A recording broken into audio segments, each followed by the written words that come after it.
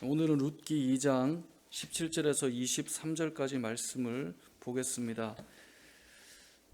교도가실 때 제가 먼저 17절을 읽겠습니다.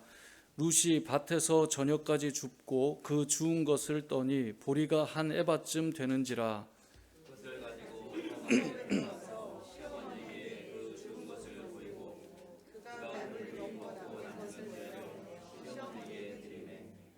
시어머니가 그에게 이르되 오늘 어디서 주었느냐 어디서 일을 하였느냐 너를 돌본 자에게 복이 있기를 원하노라 하니 룻이 누구에게서 일했는지를 시어머니에게 알게 하여 이르되 오늘 일하게 한 사람의 이름은 보아스니이다 하는지라.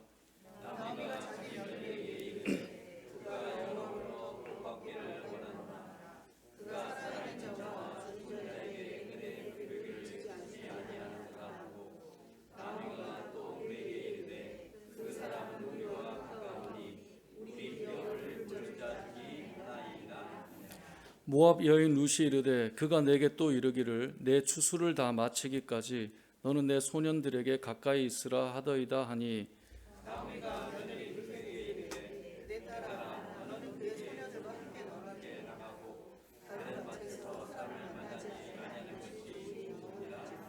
함께요.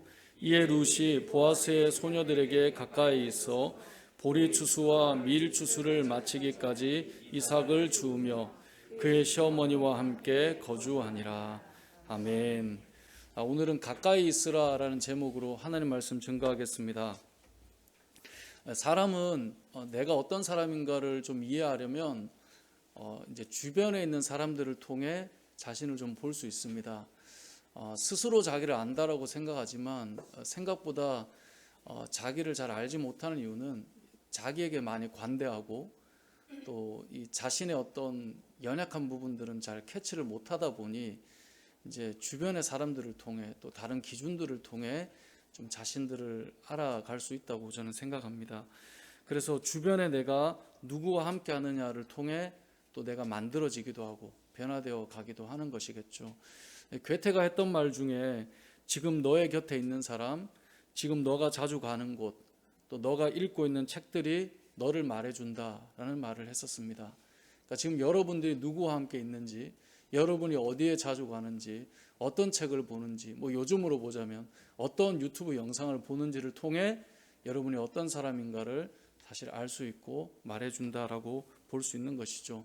누구와 가까이 하느냐가 결국 우리의 인생을 또 만들어 간다는 의미도 될 것입니다. 그래서 여러분이 좋은 스승을 만나면 제자들은 잘 크겠죠.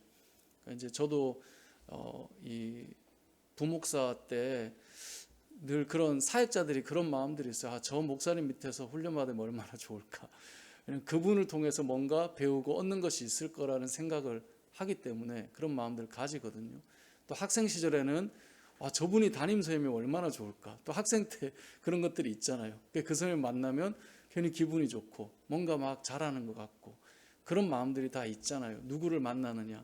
신앙생활도 마찬가지입니다. 좋은 믿음의 사람을 만나면 믿음의 좋은 영양분을 공급받고 신앙생활은 이렇게 하는 거구나 배우게 됩니다. 반대로 원망하고 불평을 잘하는 사람을 만나면 우리도 닮아갑니다. 왜냐하면 또 같이 있다 보면 맞춰가야 되고 맞아요 그랬죠 하다 보니 같이 원망하게 되고 같이 불평하는 일이 나의 삶에도 자리 잡히기 때문에 그렇습니다. 그러니까 누구를 가까이 하느냐 누구와 함께 하느냐가 우리 인생을 많이 바꾸어 놓는 것이죠. 오늘 본문의 내용도 그런 내용을 좀 담고 있는데요. 우리가 보았던 것처럼 룻이 이 보아스의 밭에서 일을 하게 되었잖아요. 근데 그렇게 되었을 때 이제 보아스가 룻에게 했던 말이 있습니다. 그 말이 뭐냐면 21절 말씀에 보니까 이렇게 표현합니다. 모압 여인 룻이 이르되 그가 내게 또 이르기를 내 추수를 다 마치기까지 너는 내 소년들에게 가까이 있으라 하더이다. 자, 그가 내게 또 이르기를, 여기서 그는 누구예요? 보아스죠.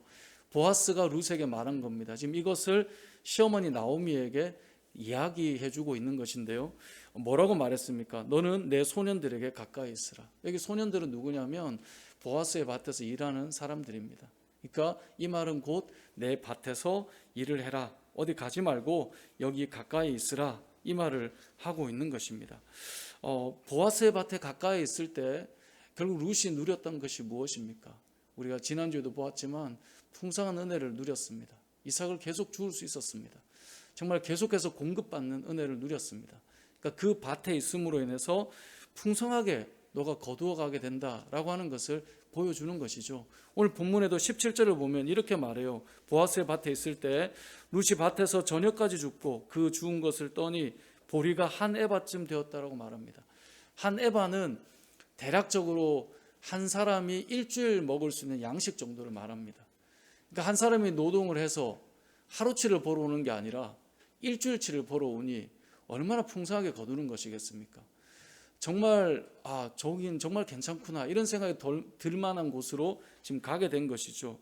이 보아스에게 갔을 때 그것이 끝이 아닙니다. 18절에 보면 그것을 가지고 성읍에 들어가서 시어머니에게 그 죽은 것을 보여줍니다. 어머니 저 이만큼 오늘 거둬왔어요. 보여주었죠. 뿐만 아니라 그가 배불리 먹고 남긴 것을 내어 시어머니에게 드렸어요.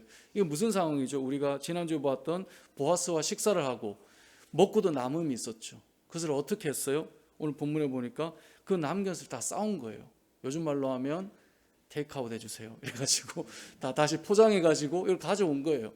그래서 어머니와 함께 그것을 나눴어요. 그러니까 지금 보아스의 밭에 있으면서 룻은 풍성한 은혜를 누리고 기뻐하고 회복되는 감사를 지금 경험하고 있는 거예요. 시어머니도 그 은혜를 같이 경험하고 있는 것이죠. 이런 복이 어떻게 가능합니까?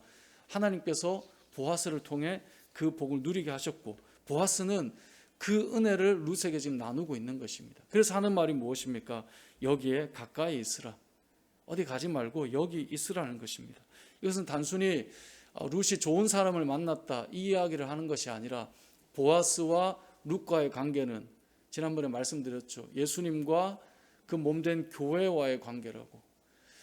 예수님과 교회와의 관계를 보아스와 룻과의 관계를 통해 오늘 말씀은 보여주는 것인데 결국은 하나님께서 우리에게 주시는 말씀입니다.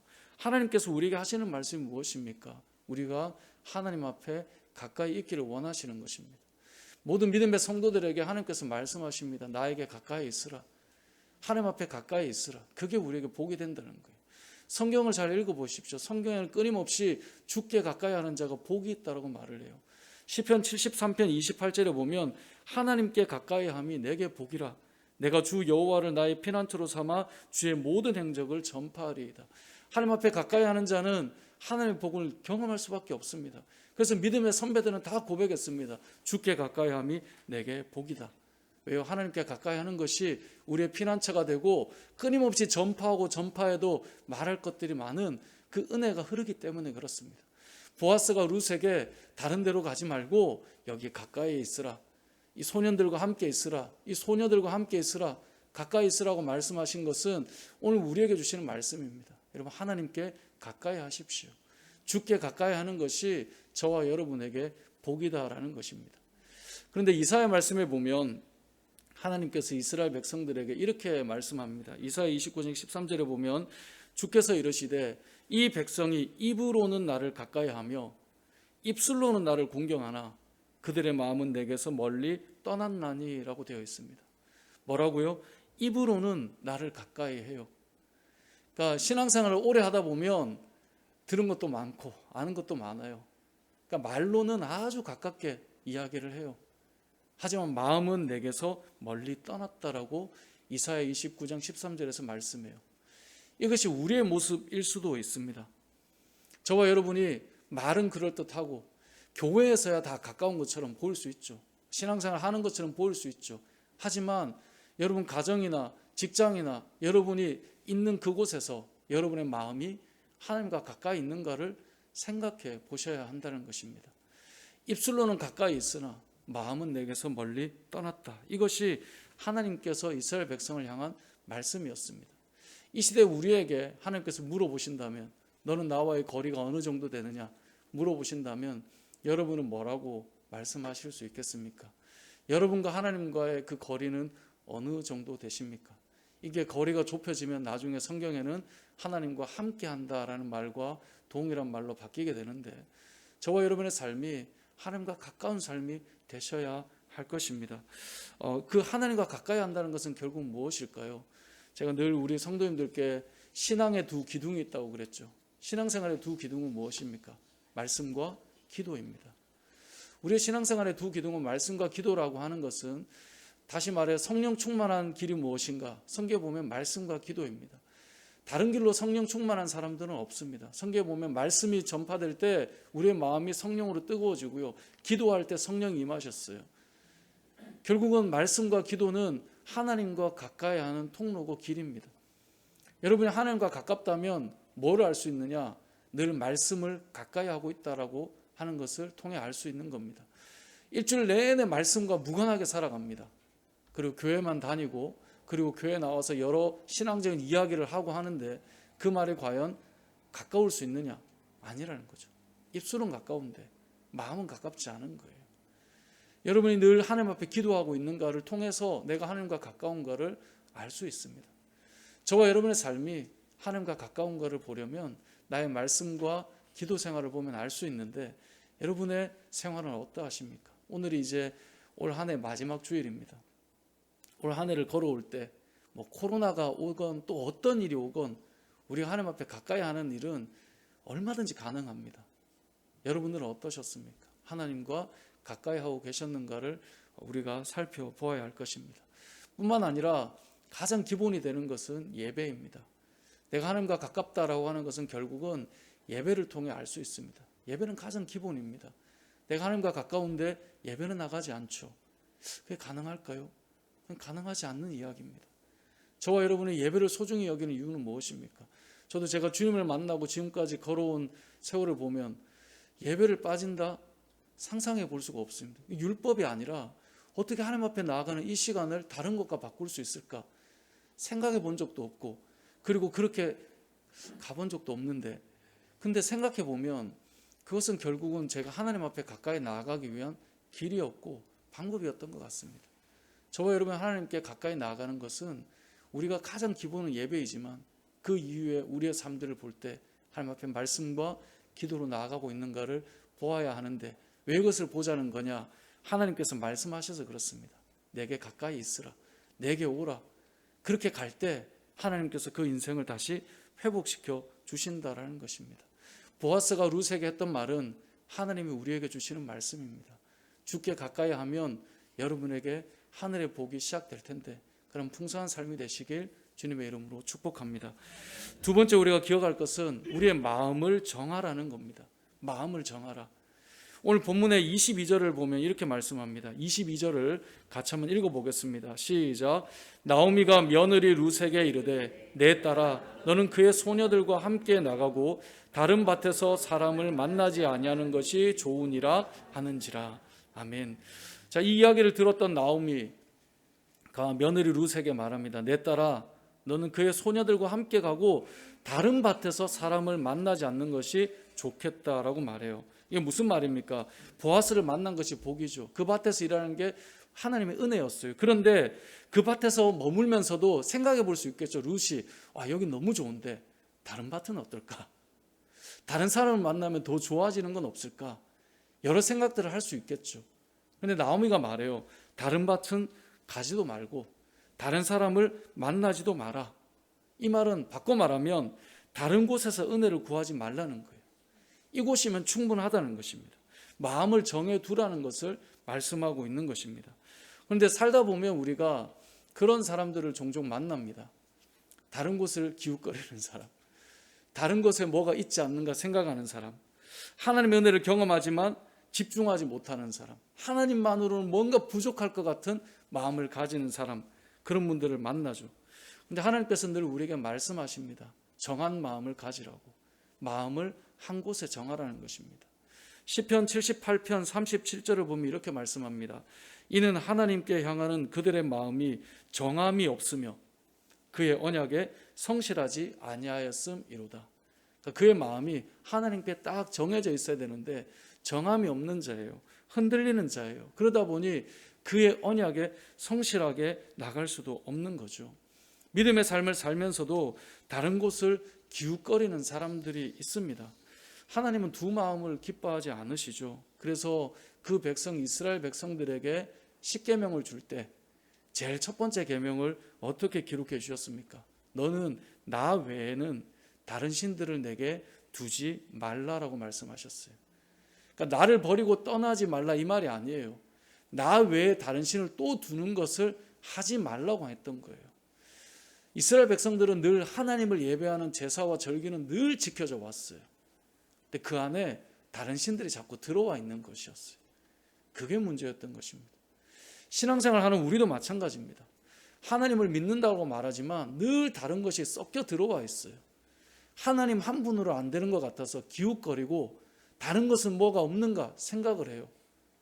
그것이 우리의 모습 속에서도 나올 수 있다는 거죠. 제가 늘 말하지만 한 해를 마무리할 때 여러분 다른 곳에 가서 여러분의 인생을 점치거나 어떻게 되는지 알아보지 마십시오. 그거 하지 않아도 여러분은 하나님의 은혜로 충분히 살아갈 수 있습니다. 하나님 한 분이면 되는 것입니다. 제가 예전에 그런 얘기 드렸는데 이제 결혼할 때 이제 저희 장인 어른께서 막 이렇게 믿음 안에 막 이렇게 단단하게 서 계셨던 분이 아니시기 때문에 이제 결혼을 할 때 다 신앙적인 이야기는 아니셨거든요. 근데 이제 결혼 날을 잡는데 제가 30에 결혼을 했는데 아내는 이제 저랑 1살 차이니까 29에 결혼을 하게 됐어요. 그런데 날을 잡을 때 그 얘기를 하시더라고요. 9수는 좋지가 않다. 그래서 내년에 하면 좋겠다. 근데 저는 그 말이 그냥 내년에 하자 하셨으면 했을 것 같아요. 왜냐면 어른들이 결정하는 것에 따라가는 것을 나쁘게 보지 않으니까. 근데 9수라는 말 자체가 너무 싫었던 거예요. 제가 전도사였고, 그리고 제 마음에 늘 뭐가 있냐면 저는 잘 살 것 같은 거예요. 하나님께서 맺어주시고 가게 하시는데, 그래서 사실 아내에게 얘기를 했어요. 우리는 무조건 잘 살 건데 나중에 장인 어른께서 9수를 피해서 잘 산다 말하면 곤란해진다. 왜 아브라함도 그런 얘기 했잖아요. 조카 롯을 구해올 때 소돔 왕이 말하잖아요. 백성만 보내고 다른 건 다 너가 가져라. 그때 아브라함이 말하잖아요. 나는 하나님께서 복 주셔서 분명히 잘 될 건데 나중에 됐을 때 소돔 왕 당신 때문에 잘 됐다고 말하는 것, 그거 듣기 싫었거든요. 그래서 다 돌려보내요. 그리고 그들이 싸울 때 필요했던 양식만 취했던 거예요. 저는 그런 마음이 들었어요. 아니 잘 살 건데. 그래서 그냥 9에 하자 이래가지고 엄청나게 급하게 준비해가지고 사실 되게 힘들었어요. 결혼 준비라는 게 그냥 하면 되는 줄 알았는데 할 게 너무 많더라고요. 그러니까 이게 시간이 촉박하니까. 근데 아무튼 지금까지 잘 살고 있습니다, 여러분. 여러분 이 땅을 살아갈 때 우리는 자꾸 생각합니다. 뭐 이런저런 세상의 말들, 말도 안 되는 미신들, 뭐 이 결혼뿐만 아니라 장례나 뭐 이사를 하거나 여러 가지 우리의 대소사 일들이 있잖아요. 그때 왜 자꾸 하나님이 아닌 다른 것들이 여러분의 마음과 세상의 것들이 여러분의 결정을 흔들어 놓는지 저는 이해가 잘 안 갑니다. 이해를 하려고 해도 왜 안 가냐? 왜냐하면 하나님 한 분으로 충분하잖아요. 그게 휘둘리지 않아도 얼마든지 우리는 하나님의 은혜로 충분한 삶을 사는 거예요. 그래서 오늘 본문의 말씀은 그것입니다. 루사, 다른데 다른 사람들 다른 밭 필요 없다. 그런 거 보지 않아도 된다는 거예요. 여기면 충분하다는 것입니다. 이걸로 충분한 거예요. 이게 신앙입니다. 하나님께서 우리에게 말씀하실 때 두 마음을 품지 말라고 그랬습니다. 잠언 15장 7절에 보면 지혜로운 자의 입술은 지식을 전파하여도 미련한 자의 마음은 정함이 없느니라라고 말했어요. 아무리 이것이 옳다라고 말해도 미련한 자는 마음에 정함이 없어요. 계속 흔들려요. 이걸 하면서도 저건가? 저걸 하면서도 이건가? 그렇게 가는 거예요. 그래서 야고보서 1장 8절에 보면 이렇게 말합니다. 두 마음을 품어 모든 일에 정함이 없는 자다. 그들이 누구냐? 그 앞에 7절에 이런 사람은 무엇이든지 주께 얻기를 생각하지 말라. 그 앞에 말씀이 뭐냐? 마음에 요동함이 있는 자예요. 마음의 풍랑은 다 일어납니다. 왜냐하면 미래에 대한 불확실을 우린 다 가지고 있으니까. 하지만 그 풍랑 속에서도 마음이 요동침의 그 마음의 문제 속에서도 이건 성경은 믿음의 문제라고 말해요. 그래서 야고보서 1장 6절은 이렇게 시작해요. 오직 믿음으로 구하고 조금도 의심하지 말라. 의심하는 자는 마치 바람에 밀려 요동하는 바다 물결 같으니. 그리고 7절이 그거예요. 이런 사람은 무엇이든지 주께 얻기를 생각하지 말라. 그 다음이 뭐냐? 두 마음을 품어 모든 일에 정함이 없는 자다. 마음이 늘 요동쳐요. 그런데 하나님께서 우리에게 뭐라고 말씀합니까? 이사야 26장 3절에 보면 주께서 심지가 견고한 자를 평강하고 평강하도록 지키시리니 이는 그가 주를 신뢰함이니이다. 주를 믿는 것은 우리의 마음에 정함이 있다라는 것을 말하는 것입니다. 여러분, 간혹 하나님의 뜻을 구할 때 있죠. 하나님, 이 길이 맞습니까? 저 길이 맞습니까? 구할 때가 있습니다. 그런데 분명한 것은 지금 있는 그 자리가 하나님께서 인도하셨던 자리라고 하는 신뢰가 있다면 그 다음 자리 역시 하나님께서 선명하게 보여줄 때까지는 그곳에서 머물며 가다 보면 하나님께서 반드시 어떤 길들을 바꾸어 가실 때가 있습니다. 우리가 자꾸 헷갈리는 것은 아직 때가 무르익지 않았는데 우리의 마음을 흔드는 것을 먼저 했기 때문에 일어나는 현상입니다. 우리의 마음은 늘 정해놓고 살아야 합니다. 흔들리지 않고 가야 한다는 것입니다. 왜 두 마음을 품지 않아도 됩니까? 하나님 한 분으로 충분하기 때문에 그렇습니다. 한 해가 저물어 갑니다. 내년을 준비하는 여러 계획들이 있겠죠. 여러분, 하나님 한 분이면 돼요. 다른 말들을 아무리 붙여도 요동하지 마십시오. 하나님 한 분이면 충분하고도 남습니다. 여러분이 시작하는, 아니 여러분의 삶의 가정이나 직장이나 계획하거나 준비하거나 여러 일들을 아무리 붙여도 그거 없어도 하나님이면 충분해요. 하나님 앞에 온전히 서 있지 않으니까 문제인 것이지, 그것이 부족해서 우리에게 문제가 일어나는 것은 없다라는 거예요. 하나님이면 됩니다. 그래서 오늘 본문의 말씀은 우리에게 정한 마음을 가지라 이것입니다. 흔들리는 마음을 갖지 말고 정한 마음을 가지라는 것입니다. 두 마음이, 흔들리는 마음이 하나로 모여질 때 우리는 능력으로 살아갈 수 있게 된다는 것입니다.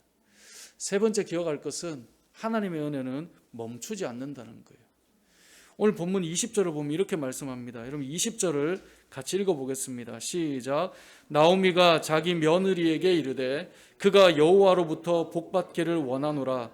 그가 살아있는 자와 죽은 자에게 은혜 베풀기를 그치지 아니하도다 하고, 나오미가 또 그에게 이르되 그 사람은 우리와 가까우니 우리 기업을 물을 자 중에 하나이니라 하니라. 아멘. 여기에 보면 나오미가 이렇게 고백해요. 그가, 보아스를 말해요. 살아있는 자와 죽은 자에게 은혜 베풀기를 뭐하지 않아요? 그치지 아니한다라고 고백해요. 그친다는 말은 멈춘단 말이죠. 멈춰지지 않는 은혜가 보아스로부터 계속 흘러나오는 거예요. 왜요? 그는 결국 기업 물을 자 중에 한 명이니까. 기업 물을 자의 완성은 예수 그리스도거든요. 이 땅에 예수 그리스도로 말미암아 이 땅에 있는 모든 교회와 성도들을 향한 하나님의 은혜는 멈춰지지 않습니다. 그것을 말하고 싶은 겁니다. 하나님의 은혜는 멈춤이 없습니다. 그침이 없습니다. 올 한 해를 돌아보십시오. 아, 이것이 하나님의 은혜였구나. 이러면 생각하죠. 내년 마무리할 때 이 생각 안 할까요? 해요. 사람이 베푸는 은혜는 한계가 있어요. 왜냐하면 사람은 늘 제한적이에요. 사람은 몇 번 은혜를 베푸는데 그 은혜의 반응이 없으면 힘들어져요. 저도 뭔가 선한 마음을 가지고 누군가에게 뭔가 공급하려고 할 때 한 번을 하고 두 번을 하고 세 번 했는데 네 번을 했는데 네 번까지 내가 가나? 잘 모르겠는데 아무튼 했는데 이게 잘 안 되면 마음이 힘들어져요. 와, 내가 이렇게까지 해야 돼? 사람의 마음은 다 그래요. 한계점이 있어요. 여기에 보면 산자와 죽은 자에게 은혜를 베푸신다. 살아있는 자와 죽은 자에게 은혜를 베풀기를 그치지 않는다고 되어 있죠. 사람은 산자에게만 은혜를 베풀어요. 왜 그러냐면 돌아올 것이 있다라는 것을 알기 때문에. 죽은 자는 돌아오는 것이 없어요. 그냥 흘려보내야 돼요. 우리 인생에서는 이런 일들을 이뤄낼 수가 없어요. 하지만 하나님의 은혜는 살아있는 자와 죽은 자에게 그치지 않는 은혜로 흘러간다는 것입니다. 하나님의 은혜는 멈춰지지 않습니다. 여러분을 부르신 하나님의 은혜는 올 한 해까지야가 아니에요. 내년에도 주의 은혜는 흐르게 될 것입니다. 이 땅을 살아가는 모든 성도들에게 하나님의 은혜는 죽는 날까지, 아니 죽음 이후에도 주의 은혜는 우리에게 계속 흐르게 될 것입니다. 그것이 오늘 본문이 우리에게 주는 말씀입니다. 찬송가 304장에 보면 그런 찬양이 있죠. 그 크신 하나님의 사랑. 말로다 형용 못하네. 그 찬양의 3절이 무엇입니까? 하늘을 두루마리 삼고 바다를 먹물 삼아도 그 크신 하나님의 사랑 내가 다 기록할 수 없다라는 거예요. 그래서 3절 가사를 참 좋아하는데, 여러분 하늘의 그 넓은 하늘을 우리가 종이로 삼고, 두루마리가 종이었으니까요 그때 당시. 그리고 바다에 있는 물을 먹물 삼아서 다 찍어낸다고 우리가 다 쓸 수 있겠습니까? 그걸 다 쓴다 해도 하나님의 사랑과 은혜를 다 표현할 수 없어요. 무슨 말이에요? 여러분의 인생 가운데 하나님의 은혜는 멈춰지지 않아요. 여러분은 그 은혜를 잊어버릴지라도 하나님은 계속해서 우리에게 은혜를 베푸신다는 것입니다. 2022년 하나님께서 여러분에게 동일한 은혜를 부으실 것입니다. 중요한 건 우리가 하나님께 가까이 가 있어야 된다는 거예요. 중요한 건 우리의 마음이 하나님께 정해져 있어야 된다는 거예요. 하나님께 마음을 정하고 사십시오. 하나님께 가까이 하십시오. 그럼 우리는 고백할 거예요. 하나님의 은혜가 오늘도 있구나. 하나님의 은혜가 오늘도 있구나. 이 이야기를 날마다 하며 살 거예요. 왜요? 하나님의 은혜는 멈추지 않기 때문에 그렇습니다. 하나님의 은혜가 계속 여러분에게 흘러가게 될 것입니다. 오늘 본문은 이 세 가지를 말하고 있는데, 한 가지를 덧붙여 좀 나누고 싶은 것이 있다면 이 시어머니 나오미의 모습입니다. 나오미의 모습을 19절을 한번 보면 이렇습니다. 여러분 19절을 같이 한번 읽어볼게요. 시작. 시어머니가 그에게 이르되 오늘 어디서 주었느냐, 어디서 일을 하였느냐, 너를 돌본 자에게 복이 있기를 원하노라 하니 룻이 누구에게서 일했는지를 시어머니에게 알게 하여 이르되 오늘 일하게 한 사람의 이름은 보아스니이다 하는지라. 아멘. 자, 룻이 엄청난 양의 곡식을 수확해 왔죠. 그리고 먹을 음식을 나눴죠. 시어머니가 지금 이 보아스라는 사람을 만났는지 상황을 몰라요. 그리고 물어봐요. 어디서 이렇게 가져왔냐? 어디서 일을 했냐? 라고 물으면서 뭐라고 말해요? 너를 돌본 자에게 복이 있기를 원한다라고 말해요. 제가 최근에 여러분들께 말씀드리고 있지만 하나님의 백성들이 가지고 있는 그 마음 중에 하나가 무엇이었냐면 세상을 축복하는 자세였어요. 지금 보아스인지 아닌지 듣지도 못했어요. 누군지는 몰라요. 그런데 그 은혜를 입은 것을 보고 축복해줘요. 그 사람에게 복이 있기를 원한다. 하나님의 복이 임하기를 원한다. 룻이 말해요. 보아스입니다. 깜짝 놀라죠. 그러면서 또 축복해요. 20절에 그가 여호와로부터 복받기를 원한다. 하나님의 사람들은 축복하는 사람들이에요. 우리의 입술은 저주하는 입술이 아니에요. 누군가를 복되게 하고 축복하고 잘되기를 바라고, 그게 성도의 입술이어야 돼요. 그래서 저는 저와 여러분의 삶의 입술이 계속 누군가를 축복해 주었으면 좋겠어요. 근데 이게 쉬운 것 같은데, 예전에 어떤 분이 칭찬하는 거 돈 드는 것도 아닌데, 돈 드는 거 아닌데 안 하더라고요. 잘 축복하는 거 잘 안 하더라고요. 제가 예전에 그 청년부 사회 갈 때 청년 공동체 멘토로 한 집사님을 세우셨어요. 근데 그 멘토였던 집사님이 한 금융권의 부사장이셨거든요. 그리고 본인 회사에 청년들만 한 300, 400명이 있대요. 근데 이분이 저를 어느 날 부르시더니 저보고 목사님 페이스북을 꼭 하십시오 그러더라고요. 그래서 저는 이제 개인 SNS를 잘 못해요. 잘 못하는 이유는 꼭 하십시오 이러면 했다가 꾸준히 못하겠더라고요. 저는 하다가 멈춰져요 자꾸. 근데 이분이 저한테 꼭 하라고 말하면서 무슨 말을 했냐면, 거기에 보면 자기는 이제 본인께서는 그 회사의 청년들이 글을 올리면 좋아요를 다 눌러준대요. 막 글 보고 좋아요 다 눌러준대요. 그러면서 저한테 했던 말이, 우리 교회 청년들이 뭔가를 올리면 목사님이 그 글을 보고 때로는 못 읽더라도 바쁠 때 좋아요 한번 눌러주면 그게 관심이고 마음이라고. 근데 그분이 했던 말이 뭐냐면, 그런데 우리나라 사람들이 의외로 자기에게 소속돼 있는 곳, 자기에 연결돼 있는 사람에게 좋아요 잘 눌러주느냐, 그렇지 않더라는 거예요. 그래서 본인은 그걸 꼭 해줘야 된다고 생각한대요. 그래서 저한테 목사님 반드시 하시라고. 그래서 했을까요 못했을까요? 했는데 실패했어요. 이게 잘 안 되더라고요. 들어가서 막 읽어야 되고, 그 제가 정말 나는 인색한가 보다. 내 마음에 들어야 되고 이런 게 있더라고요. 제가 느낀 게 있어요. 그분이 말한 대로 페이스북을 제가 하고 있지는 못하지만 저는 그 말이 잊혀지지 않아요.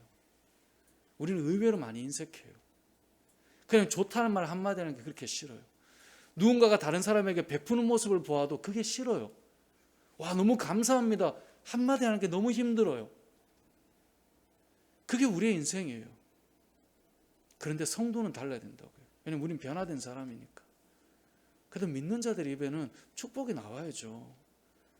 그게 온전히 뭔가 잘못된 이야기가 아니면 좋아하고 칭찬해주고 할 수 있어야 되죠. 무슨 이런 경연 프로나 이런 데를 보면 심사하는 사람들 중에 늘 좋은 것들을 이야기를 잘해주는 사람들이 있더라고요. 그 사람이 말하면 뭔가 좋은 면을 늘 끄집어내줘요. 저는 그건 능력이라고 생각해요. 근데 모든 성도는 이러한 부분을 저는 가져야 된다고 봅니다. 뭔가를 열심히 했는데 그 사람 앞에만 가면 그게 초라해진다면, 근데 그분이 또 성도라면 얼마나 힘들겠어요. 아무것도 아닌 것을 한 것 같은데 그분과 얘기를 하면 너무나 큰일을 한 것 같아요. 그 얼마나 힘이 되겠어요. 저는 특별히 교회에서 헌신하고 주의를 하는 사람들, 나누는 사람들이 늘 어려운 게 뭐냐, 늘 지지받고 인정받고 칭찬받을 것 같지만 의외로 그렇지 않은 경우를 우리들이 경험하더라는 거예요.